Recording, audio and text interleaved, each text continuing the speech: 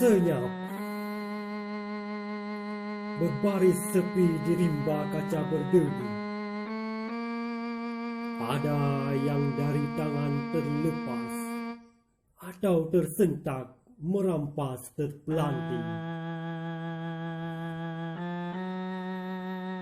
Mengapa engkau diam dari bercerita?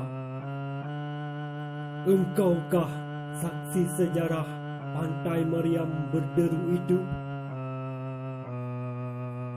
Hai, siapa tuanmu besi tipis? Ku yakin engkau telah banyak mengiris. Engkaukah yang telah memenggal cahaya mata kami?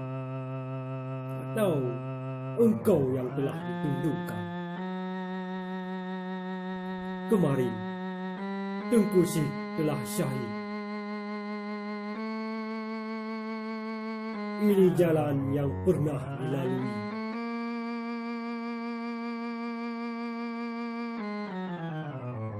Bayang-bayang itu sangat dekat. Ini cerita perang.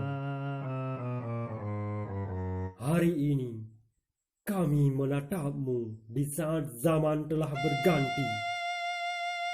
Dari panah dan tombak berubah jadi timah-timah yang melesat dalam pandang sekelip.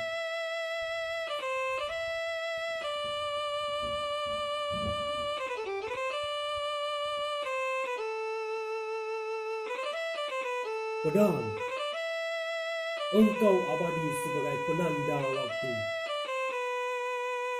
Engkau adalah sejarah yang menjadi narasi dalam catatan-catatan kitab tebal bergulung atau terhampar.